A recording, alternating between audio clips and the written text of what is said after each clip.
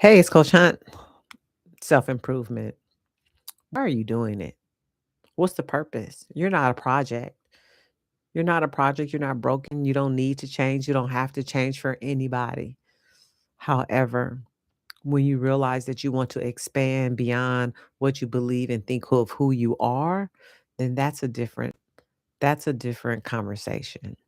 So as I was driving today, I got the download from spirit, of course, my intuition, me, my higher self, whatever you believe. And the words were, "You are not a project." First and foremost, I was like, "Duh, God, I know I'm not a project per se." And then the first thing I thought of, like, the projects, meaning, poor or living in the projects, can't be a project, strawberry or anything like that, the way I grew up as a Gen Xer. But I know the project that Spirit was talking about is like the fixing project, because I'm not broken. The fixing project. So the things that I was getting in my mind while I was driving was like building a house and taking it apart, or having a broken clock and taking it apart and putting it back together again.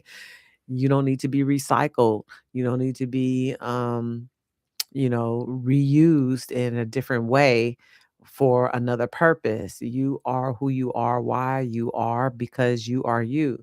And when you look for more towards expanding who you are versus changing who you are, not saying that change is bad or evil or wrong, but there's a purpose behind change. Are you changing because you want to be validated by someone else's expectation? No, no, no, we're not doing that in the crown era. And I think this came about because I was speaking with two beautiful young women in a physical sense, in a spiritual sense, and what the standard of beauty is.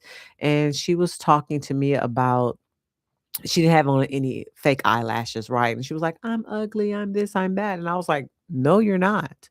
You're beautiful just the way you are. You're plain, you don't have on no makeup. You don't have to wear makeup to um express yourself in a way for somebody else." And they were at the gym. Like, you don't have to have a full face of makeup to work out, to move your body, to be in recess, as I call it for myself, at the gym.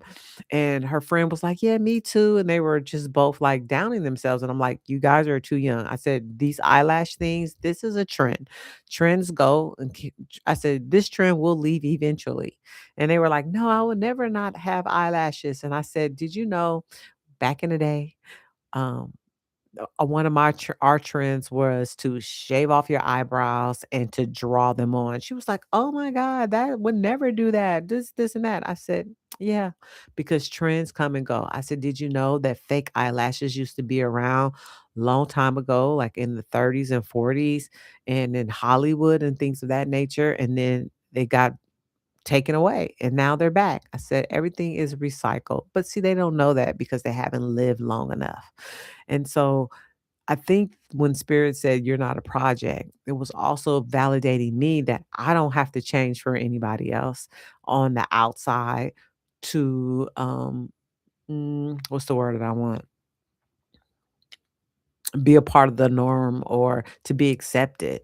And I knew that was very important because that's not something that I want to do. I'm not going to self reject who I am to change so I could be accepted. Mm-mm-mm. Self rejection is not here. So you're not a project. Don't self reject. Move into expansion and growth. That's it. That's all. So that's one thing I wanted to say. I had another question that was given to me as I was thinking. Oh, so what's the difference between fixing yourself and what was it? Fixing yourself and and healing. A lot of people think they need to fix certain issues and things. And did I freeze? I don't know. I think I froze. But we'll see because this is alive. But anyway, some people think they need to heal through certain things, and some people think they need to fix certain things. Well, I think personally, the way we use our words, Um, I think we can fix situations, but I don't think we can fix ourselves. I think we can change and evolve. And we change and evolve through learning, unlearning. And we usually have to unlearn something and heal and relearn something. So when we're taught something or have a belief system that no longer serves us anymore, we have to unlearn. We have to unlearn it, heal from it, and then relearn something else. At least that's how I see the pathway. Because once you don't accept and you reject, you gotta heal from all the decisions you made believing that belief system. Not saying that that past belief system was bad or wrong. It could have been, um, in a judgment way. However, you have to unlearn, heal, which is part of forgiveness, and relearn to be more expansive, more open to who you are and why you are.